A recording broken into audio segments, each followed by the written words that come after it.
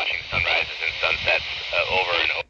It's just so incredible, and it gives you this feeling of just how small we are in this universe.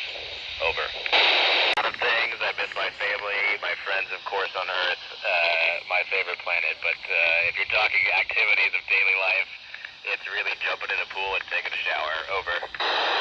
Particularly challenging up here.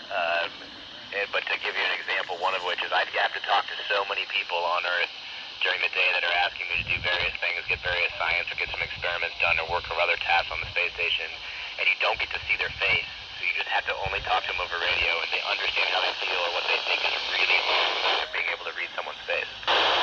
I think cultural diversity is great. It can slow things down at times, but ultimately I'm a big believer in diversity of experience.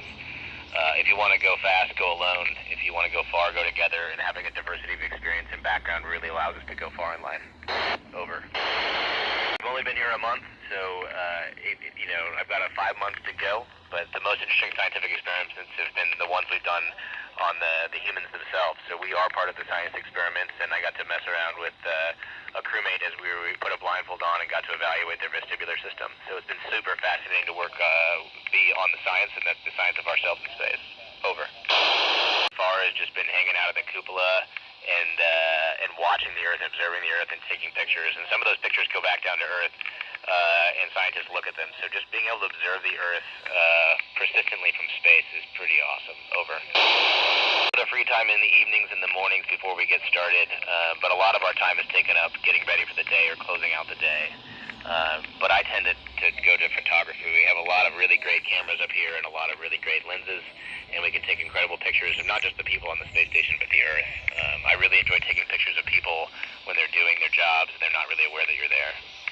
And that's kind of what we do with it. Each of us have different hobbies. Over. Question. In space, for me, and on Earth, I drink lots and lots of water, so much so that my crewmates make fun of how much water I drink. And I've continued drinking that much water here in space. With regards to hunger, I found that I actually don't eat as much up here, and that's true for many people. Most folks don't eat as much food in space as they do on Earth. They just don't feel that hunger. They feel full much faster. Over. Great medical question. You should be asking my crewmate, Doc Barret, who's an expert in this. But organs very much do move in the body. In fact, here in about an hour or two, I'm going to go do an ultrasound, and we're going to look at the organs inside my body. And my crewmates right now are doing ultrasounds on themselves, and they're looking at the organs in their body. And we have found that sometimes they're hard to find because they've shifted up.